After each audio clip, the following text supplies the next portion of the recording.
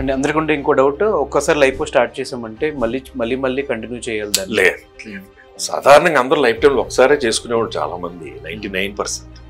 1% చేశాక ఇంకా తినేసి ఇక్కడ పెరిగిపోయి, ఇక్కడ చేశాక మళ్ళీ తర్వాత ఇక్కడ పెరిగిపోయి, అలా చేసిన చోట 90% ఫ్యాట్ తీసేశాక ఆ లూజ్ స్కిన్ టైట్ అవడానికి ఇక్కడైనా కంప్రెషన్ గార్మెంట్ అని సాగుతూ హుక్తో జిప్ ఉండే గార్మెంట్ అని కూడా జరుగుతుంది.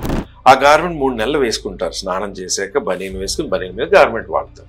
ఏరియాస్ని బట్టి గార్మెంట్స్ ఉంటాయి.